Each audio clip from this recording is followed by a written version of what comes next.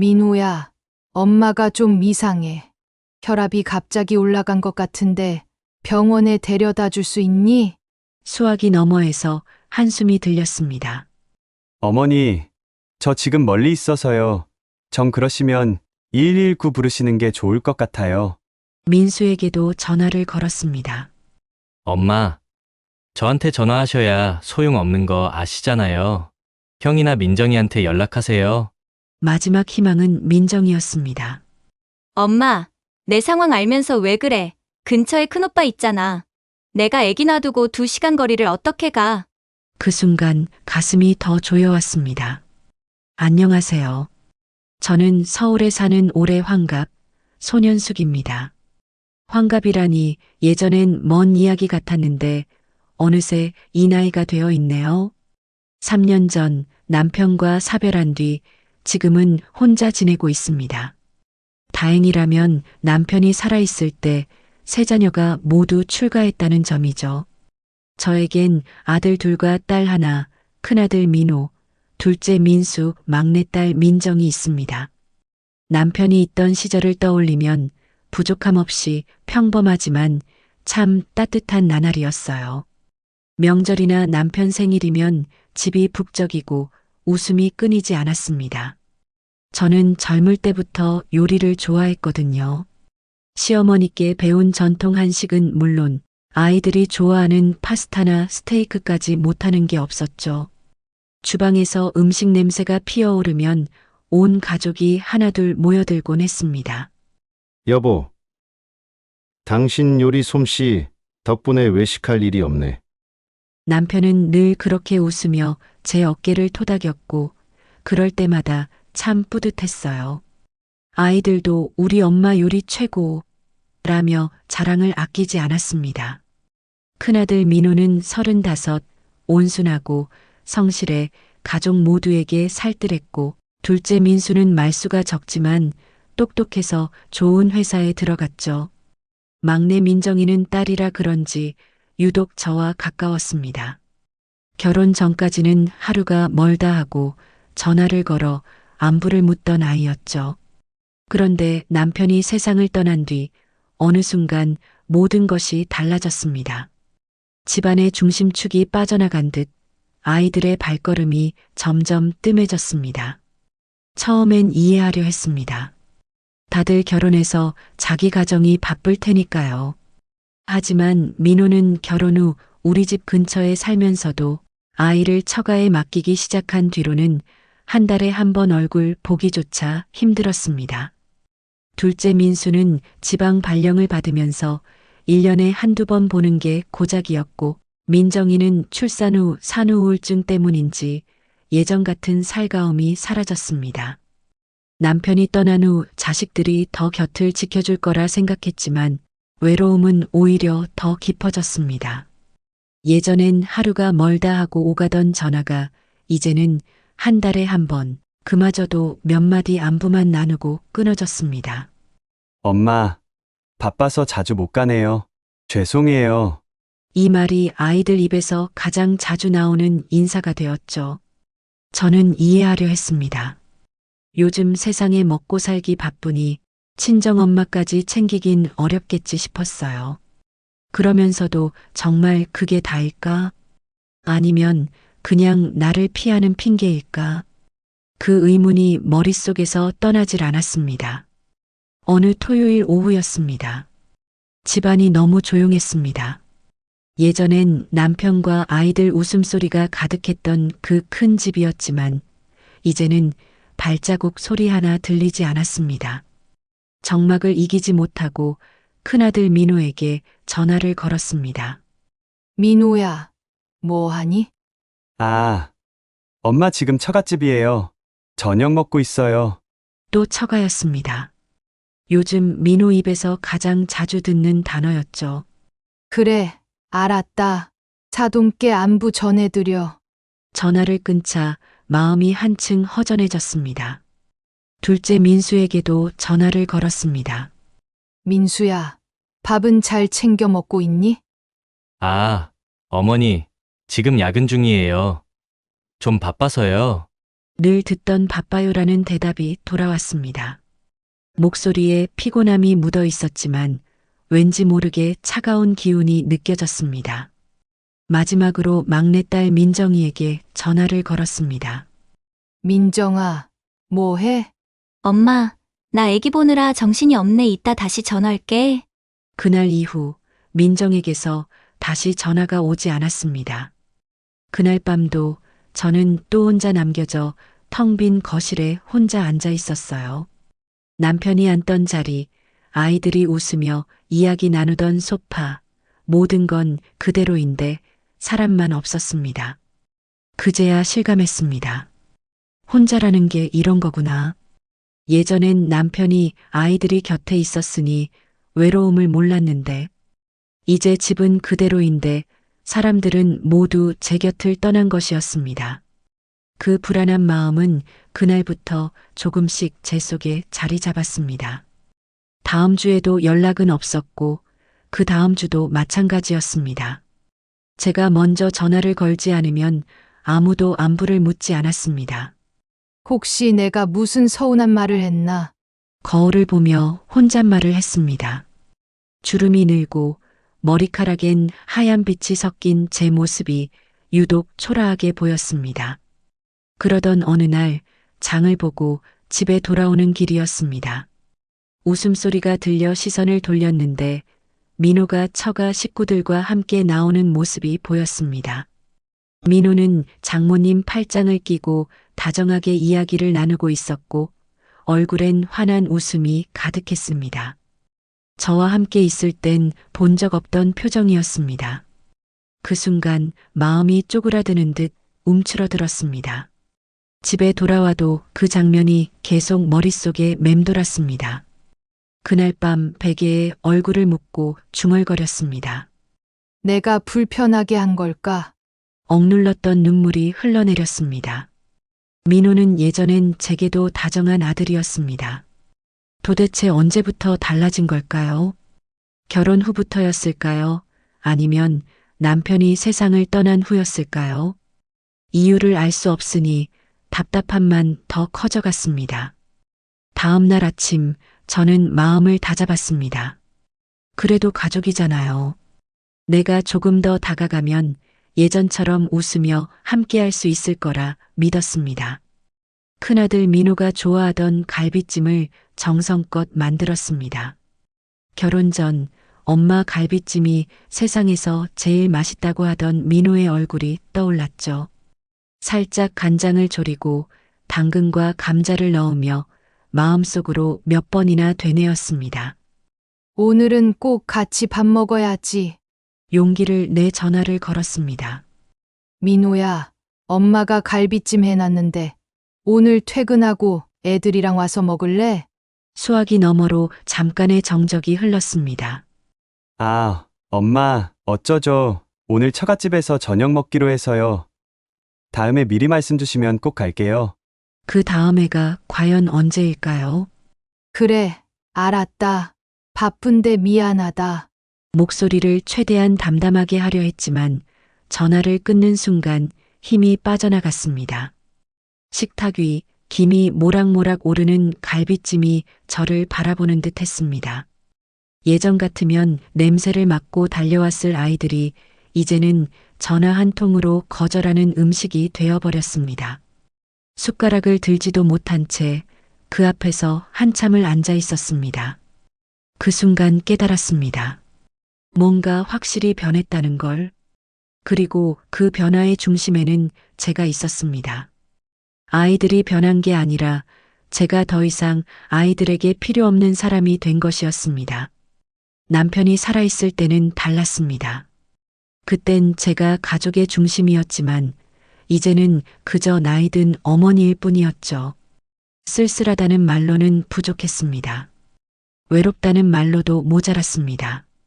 그냥 버려진 기분이었습니다. 민호가 변하기 시작한 건 정확히 결혼 후부터였습니다.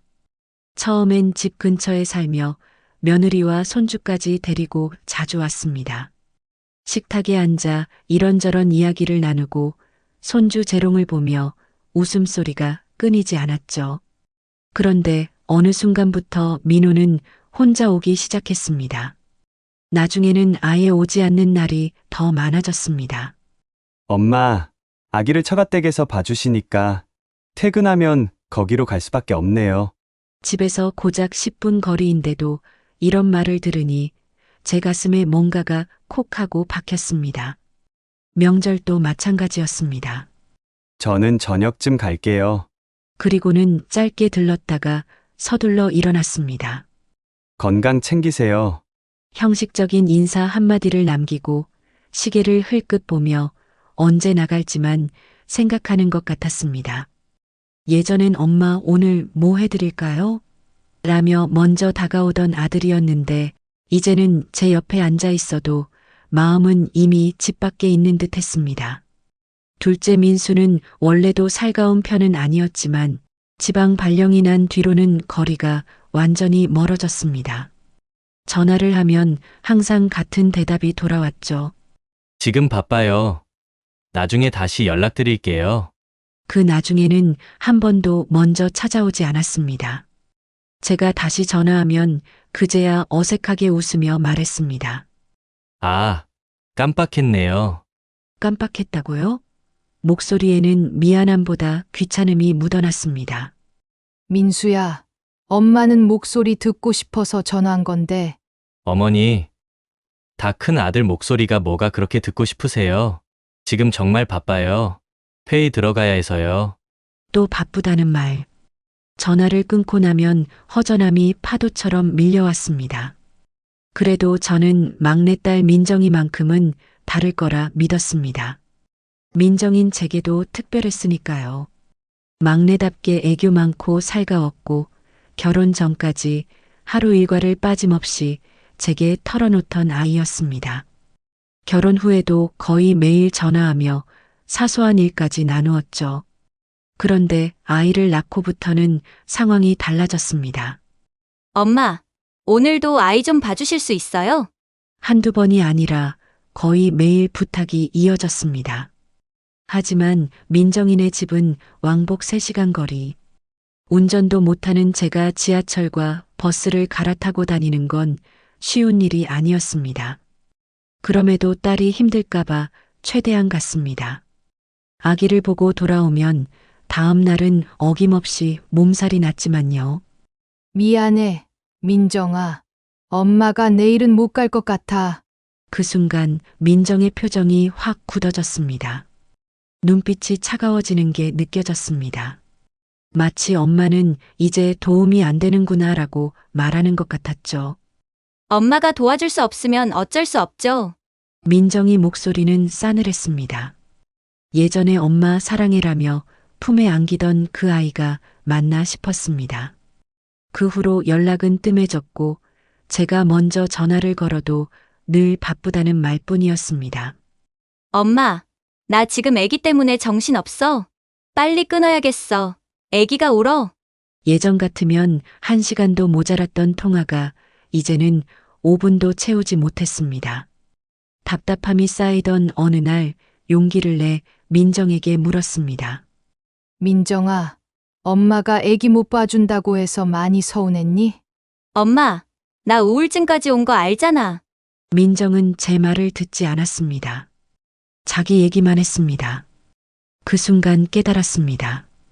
그렇게 품고 키운 자식도 자기들 필요가 끝나면 모른 척 고개를 돌린다는 걸. 예전에 다정했던 딸은 더 이상 제 곁에 없었습니다. 그리고 며칠 뒤 정말 견디기 힘든 일이 생겼습니다.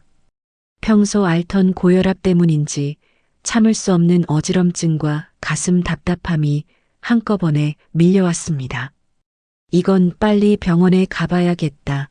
보통 일이 아니구나 싶어서 급하게 민호에게 전화를 걸었습니다. 민호야, 엄마가 좀 이상해. 혈압이 갑자기 올라간 것 같은데 병원에 데려다 줄 수 있니? 잠시 정적 뒤 수화기 너머에서 한숨이 들렸습니다. 어머니, 저 지금 멀리 있어서요. 정 그러시면 119 부르시는 게 좋을 것 같아요. 그 한숨이 제 가슴을 후벼 팠습니다. 민호야, 엄마가 정말 아픈데 냉정하게 들리실 수 있어도 지금 제가 가는 것보다 119가 더 빠를 거예요. 목소리에는 짜증이 묻어 있었습니다. 마치 귀찮은 일을 떠넘기는 듯한 말투였습니다. 민수에게도 전화를 걸었습니다.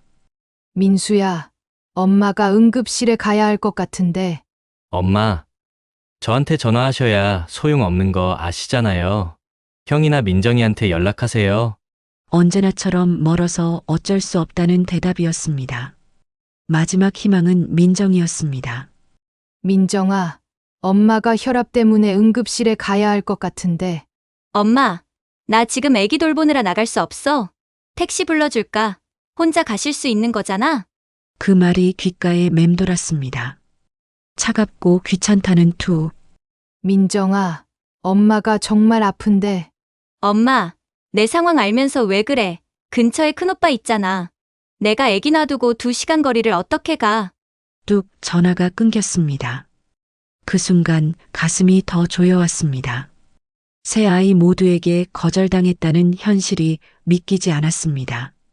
이날 이때까지 아이들을 위해 살아왔는데 정작 내가 손을 내밀 때는 아무도 없다는 게 이렇게 참혹한 일일 줄은 몰랐습니다. 손이 덜덜 떨렸습니다. 혈압 때문에 쓰러질 것 같은데 이상하게도 몸보다 마음이 더 아팠습니다. 쓰러져도 좋으니 그냥 누군가가 내 옆에만 있어줬으면 했습니다. 결국 집 근처에 사는 동생 현자에게 전화를 걸었습니다. 현자야, 지금 우리 집에 와줄 수 있니? 밤늦게 미안한데 병원에 가야 할 것 같아. 현자는 다른 말 없이 달려왔습니다. 언니, 괜찮아? 애들한테는 연락했어?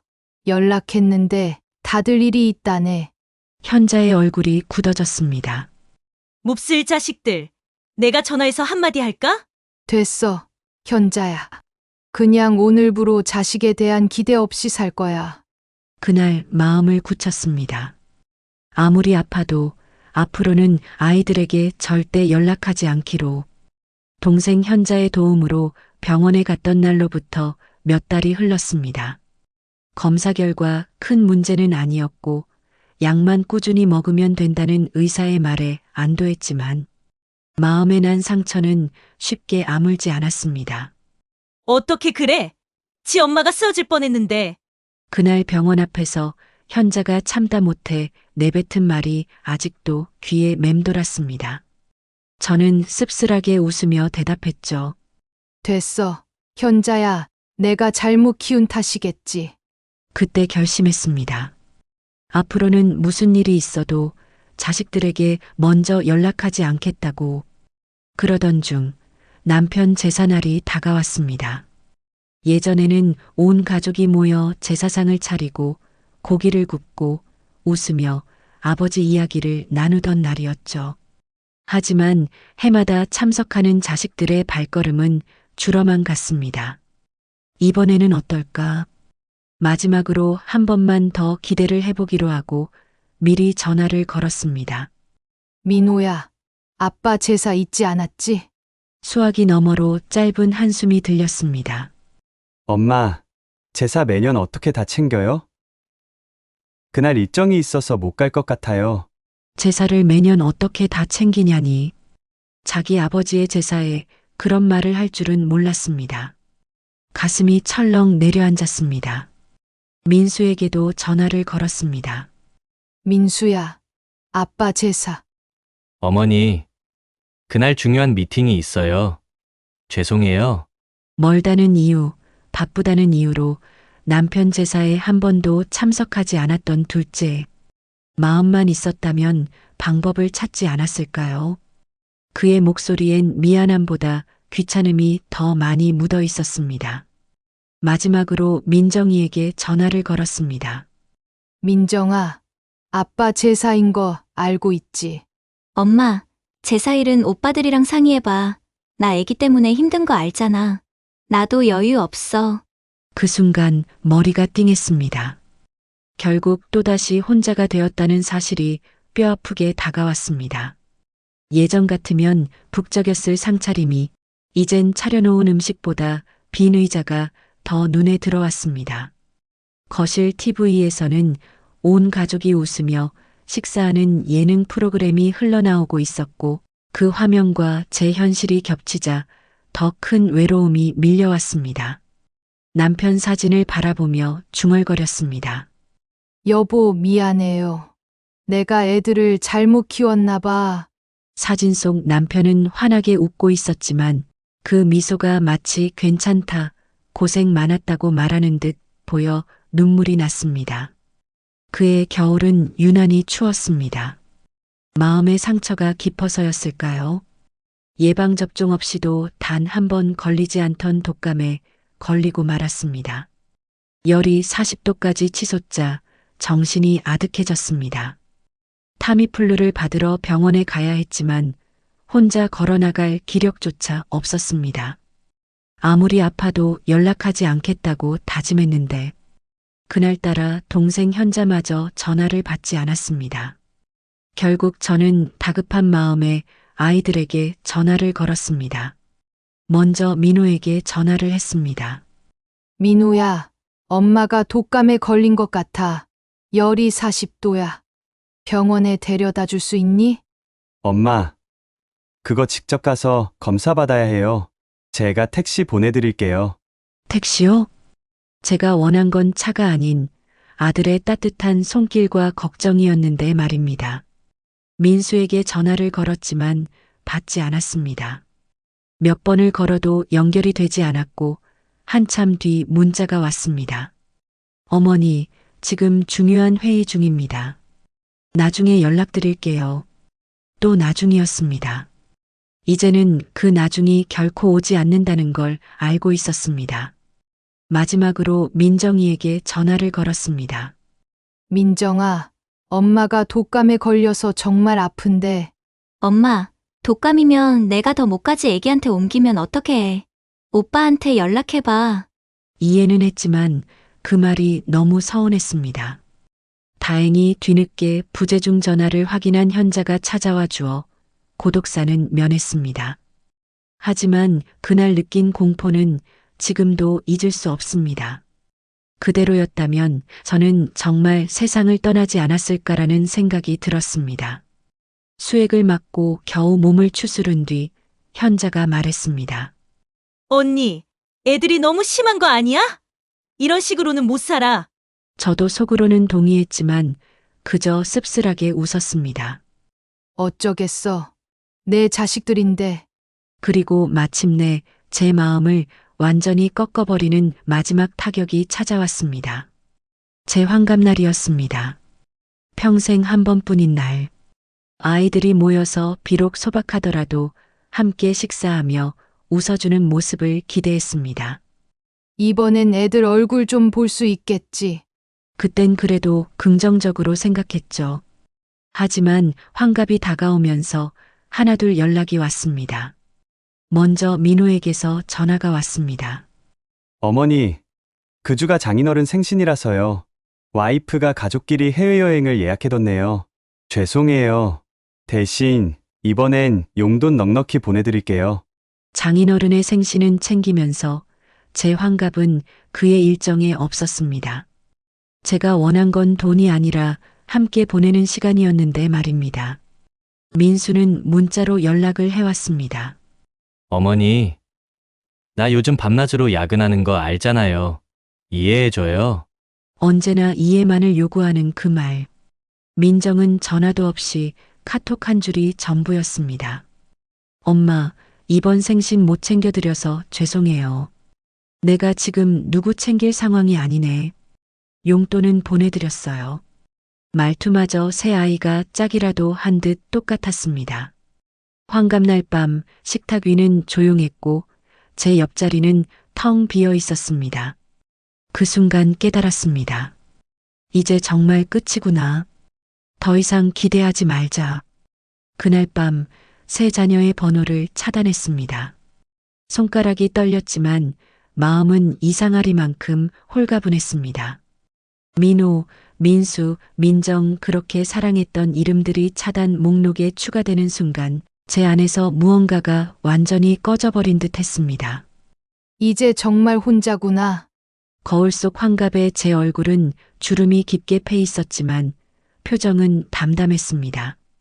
울분도 분노도 없었습니다. 그저 고요했습니다. 그날 밤 창밖을 오래 바라보았습니다. 그리고 결심했습니다. 더 이상 자식들을 기다리지 않고 나를 위해 살겠다고. 환갑이라는 새로운 출발점에서 나는 이제 완전히 다른 사람이 되기로 했습니다. 자식들이 나를 놓았다면 나 역시 자식들을 놓고 제 길을 가리라. 이상하게도 그 생각이 들자 마음이 한결 가벼워졌습니다. 밤하늘의 별빛이 유독 또렷하게 빛나고 있었습니다. 마치 나의 새로운 시작을 조용히 축복해주는 것처럼 말입니다. 자식들에 대한 기대를 완전히 내려놓자 이상하게도 마음이 편해졌습니다. 이제 정말 자식들에게 의지하지 않고 나만의 삶을 살아야겠다고 다짐했습니다. 첫 번째로 시작한 건 운동이었습니다. 동네 수영장에 등록하고 일주일에 3번씩 꾸준히 다니기 시작했죠. 처음엔 물속에서 팔 한 번 젓기도 힘들었지만 숨이 턱까지 차오를 때마다 묘하게도 마음이 가벼워지는 기분이 들었습니다. 어머니, 수영은 처음이세요? 친절한 강사가 웃으며 말을 걸었습니다. 네. 그런데 이 나이에 시작해도 될까요? 그럼요. 나이는 숫자일 뿐이에요. 중요한 건 시작하는 마음이죠. 그 한마디가 큰 힘이 됐습니다. 처음엔 10분도 못 버티던 제가 한 달이 지나자 자유형으로 물살을 가르고 있었습니다. 현숙 회원님, 정말 많이 늘었네요. 강사의 칭찬에 오래 잊고 지냈던 뿌듯함이 가슴속에 피어올랐습니다. 다음으로 도전한 건 유튜브 영상 수업이었습니다. 주민센터에서 하는 무료 강좌였는데 컴퓨터의 문외한인 저에겐 너무 낯선 세계였습니다. 하지만 매일 복습하고 선생님이 알려준 대로 따라하다 보니 서서히 익숙해졌습니다. 어머님, 이번엔 혼자 다 하셨네요. 금방 배우시겠어요. 그 격려에 용기가 났습니다. 몇 주가 지나자 간단한 영상 편집, 자막 넣기, 음악 삽입까지 가능해졌습니다. 그러자 선생님이 권했습니다. 어머님, 예전에 해보고 싶으셨던 거 있으세요? 이제 영상으로 직접 해보세요. 그 순간 떠오른 건 요리였습니다. 평생 가족을 위해 해왔던 요리, 하지만 이제는 나를 위해, 그리고 어쩌면 세상 어딘가에 누군가를 위해 해보고 싶었습니다. 선생님, 요리 영상은 어떨까요? 너무 좋죠. 시작이 반이에요. 어려우시면 제가 도와드릴게요. 그날 집에 돌아오자마자 핸드폰을 세워놓고 촬영을 시작했습니다. 처음엔 각도도 엉망, 목소리도 떨리고 소리도 잘 안 들어갔지만 포기하지 않았습니다. 마침내 첫 영상을 올렸습니다. 안녕하세요. 환갑 유튜버 현숙입니다. 오늘은 제가 30년간 만들어온 김치찌개 비법을 알려드릴게요. 조회수는 고작 30회. 이게 맞나 혼잣말이 나왔지만 어차피 보여주기보다 나 자신이 즐겁기 위해 하는 일이었기에 계속 올렸습니다. 김치찌개, 된장찌개, 잡채, 갈비찜. 제가 자신 있는 요리들을 하나씩 소개하며 요리를 통해 마음을 회복한 제 이야기도 함께 나눴습니다. 이 요리는 제가 자식들과의 단절 속에서 제 삶의 의지를 되찾기 위해 시작한 거예요. 음식을 만들면 마음이 평온해집니다. 그렇게 몇 달이 지나자 변화가 찾아왔습니다. 조회수가 조금씩 오르고 댓글이 달리기 시작했습니다. 어머님, 요리 정말 맛있어 보여요. 저도 따라 해봤는데 정말 맛있네요. 환갑에 유튜브를 시작하시다니 정말 멋있어요. 그 댓글들을 읽는데 눈물이 차올랐습니다. 자식들에게서는 듣지 못했던 따뜻한 칭찬과 격려를 전혀 모르는 사람들에게서 받고 있었으니까요. 그 순간 깨달았습니다. 새로운 길은 때로는 전혀 예상치 못한 곳에서 열리는구나. 처음엔 친구 몇 명에게만 공유했던 영상이었습니다. 그런데 어느 순간부터 낯선 사람들의 구독이 하나둘 늘기 시작했습니다. 100명, 500명, 1000명, 그리고 마침내 5만 명. 현숙이의 요리교실이라는 제 채널이 진짜 인기 채널이 되어 있었죠. 댓글을 읽어보면 저와 비슷한 처지의 분들이 많았습니다. 자식들과 멀어져 외로운 분들, 새로운 시작을 꿈꾸는 분들. 현숙님 덕분에 용기가 났어요. 찍어주신 레시피 정말 다 맛있어요. 현숙 할머님, 저희가 있으니 힘내세요. 이런 글들을 읽으며 깨달았습니다. 나는 혼자가 아니구나. 세상 어딘가에는 나처럼 다시 시작하려는 사람들이 이렇게 많구나. 그러던 어느 날 믿기 힘든 연락이 왔습니다. 현숙님, 저희 방송국에서 요리 프로그램을 진행하는데 일일 요리 선생님으로 출연해 주실 수 있나요? 순간 귀를 의심했습니다. 제가 방송에 나간다고요? 그것도 환갑의 나이에? 정말 제가요? 네, 현숙님의 영상을 보고 감명받았습니다. 요리뿐 아니라 함께 나누시는 이야기가 시청자들에게 큰 힘이 될 것 같아요. 가슴이 두근거렸습니다.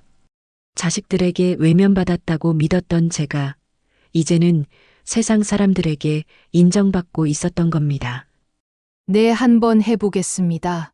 떨리는 목소리로 대답했습니다. 그날 밤 거울 속 제 얼굴을 오래 바라보았습니다. 예전엔 깊은 주름 속에 우울과 외로움이 묻어 있었는데 이제는 눈빛이 달라져 있었습니다. 자식들을 위해서만 살던 내가 나를 위해 사는 사람이 되었구나. 환갑이라는 나이는 이제 부끄러운 숫자가 아니었습니다. 오히려 새로운 꿈을 시작하는 나이, 또 다른 인생의 출발선이었죠. 안녕하세요. 환갑 유튜버 현숙입니다. 이 인사말이 이젠 어색하지 않았습니다. 내일은 또 어떤 새로운 일이 기다리고 있을까요? 기대와 설렘을 품고 저는 미소 지으며 잠자리에 들었습니다. 방송 출연은 제 인생에서 가장 새롭고 특별한 경험이었습니다. 처음엔 카메라 불빛에 심장이 두근거렸지만 평소 유튜브 촬영하던 것처럼 하자고 스스로를 다독였습니다. 어머님, 긴장하지 마시고 평소처럼 하시면 돼요. PD님의 따뜻한 격려에 저는 고개를 끄덕였습니다. 네, 최선을 다해 보겠습니다. 제가 만든 갈비찜을 맛본 출연자들의 반응은 뜨거웠습니다. 와, 정말 맛있어요. 비법이 뭐예요? 30년간 가족을 위해 요리하면서 터득한 거죠. 정성을 담는 게 제일 중요합니다. 그 말을 하는데 마음이 뭉클해졌습니다. 예전에는 가족을 위해서만 요리했지만 이제는 저를 응원해주는 수많은 사람들을 위해 요리하고 있었으니까요. 방송이 나간 뒤 반응은 폭발적이었습니다.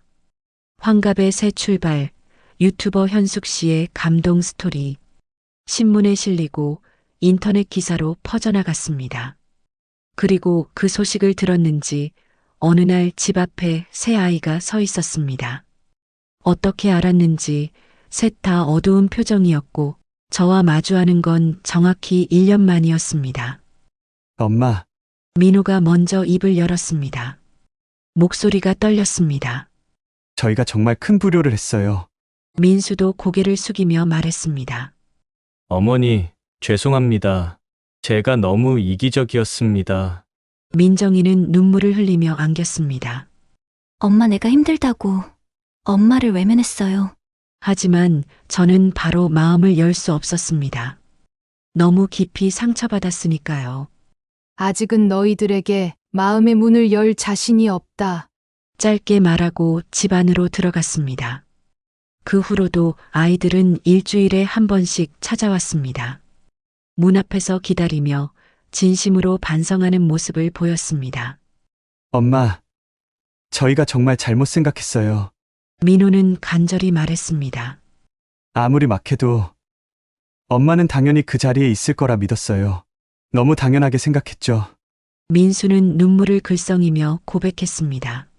성공만 바라보다 가장 중요한 걸 놓쳤어요. 혼자 계신 엄마를 지켜드렸어야 하는데 정말 후회돼요. 민정은 아이들을 데리고 와서 말했습니다. 엄마는 셋이나 키우셨는데 난 하나 키우면서도 엄마한테 상처만 줬어요. 미안해요. 그 순간 제 마음 한구석이 흔들렸습니다. 아직 완전히 용서할 수는 없었지만 꽁꽁 닫아두었던 문이 아주 조금 열리는 걸 느꼈습니다. 엄마, 앞으로는 달라질게요. 정말이에요. 민호가 다시 말했습니다. 저희가 드린 상처 용서해 주세요. 민수도 고개를 끄덕이며 덧붙였습니다. 저는 아무 말 없이 아이들을 바라봤습니다. 예전처럼 무너져 울지는 않았지만 마음속 깊은 곳에서 무언가가 서서히 풀리고 있었습니다. 하지만 예전처럼 완전히 믿을 수는 없었습니다. 너무 많은 실망을 겪었으니까요. 일단 시간을 두고 생각해 볼게. 그렇게만 말했습니다. 몇 달을 지내다 보니 정말로 아이들이 달라졌습니다. 민호는 평일에 아이들을 맡기는 날을 제외하고 매주 토요일이면 꼭 찾아왔습니다. 며느리와 함께 와서 정중히 인사했습니다. 어머니, 그동안 정말 죄송했어요. 아이 키운다는 핑계로 어머님 마음을 한 번도 들여다보지 못했네요. 며느리의 사과를 들으니 마음 한구석이 풀리는 느낌이었습니다.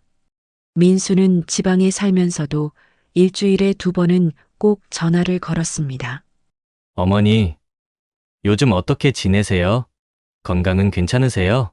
이전에 차갑던 목소리가 아닌 진심이 묻어나는 목소리였습니다. 민정은 아예 아이를 데리고 와 며칠씩 머물렀습니다. 엄마, 요리 좀 가르쳐줘. 아이들한테 할머니 손맛을 물려주고 싶어. 손주가 제 무릎에 앉아 할머니 사랑해라고 말할 땐 눈물이 고였습니다. 지금의 저는 어떨까요? 완전히 예전처럼 돌아가진 않았습니다. 하지만 그게 오히려 좋습니다. 이젠 아이들에게만 매달리지 않습니다. 제 유튜브 채널과 요리 교실, 새로 사귄 친구들과의 시간을 소중히 여기고 있거든요. 엄마, 유튜브 진짜 잘하시네요. 구독자가 10만 명이 넘었다면서요? 민호가 놀란 눈으로 말했습니다. 어머니, 정말 멋있어요. 저도 어머니가 자랑스러워요. 민수도 웃으며 칭찬했습니다. 엄마, 나도 유튜브 해볼까? 엄마가 가르쳐줘. 민정도 관심을 보였습니다. 환갑이라는 새로운 출발점에서 저는 비로소 제 인생을 찾았습니다. 자식은 자식일 뿐 내 인생의 전부가 아니라는 사실을 깨달았죠. 그리고 그 깨달음 덕분에 저는 이제 누구에게도 휘둘리지 않는 삶을 살고 있습니다. 매주 새로운 레시피를 연구하고 시청자분들과 소통하는 재미는 제 하루의 가장 큰 기쁨이 되었습니다. 안녕하세요. 환갑 유튜버 현숙입니다. 이 인사말이 이제는 제게 너무도 자연스럽습니다. 예전에 외롭고 서운했던 현숙이는 이제 없습니다. 대신 당당하고 즐겁게 하루를 살아가는 현숙이가 여기 있습니다. 어제는 또 다른 방송국에서 연락이 왔습니다. 어머님, 이번에는 저희 요리 프로그램 고정 진행자로 어떠세요? 순간 귀를 의심했습니다. 진짜 제가요? 네, 어머님. 저번 방송 반응이 너무 좋아서 이번에는 고정 제안을 드리게 되었어요. 집에 와서 아이들에게 전하자 모두가 환하게 웃었습니다. 엄마, 정말 대단해요. 어머니 축하드려요. 엄마, 우리 엄마가 최고야. 예전에는 제가 아이들을 자랑스러워했는데 이제는 아이들이 저를 자랑스러워합니다. 여러분, 언제든 새로운 시작을 할 수 있습니다. 나이는 숫자일 뿐입니다. 중요한 건 시작하는 마음입니다. 긴 이야기 끝까지 들어주셔서 정말 감사합니다. 아이들만 바라보며 살던 제가 이제는 제 자신을 위해 하루를 살아갑니다. 환갑이라는 나이가 끝이 아닌 또 다른 시작이 될 수 있다는 걸 제 삶이 보여주고 있죠. 여러분도 마음 먹는 순간이 바로 새로운 출발선입니다. 늦었다고 생각되는 지금이 가장 빠른 때일지도 모릅니다. 여러분은 나이가 들어서도 어떤 새로운 꿈을 시작해보고 싶으신가요?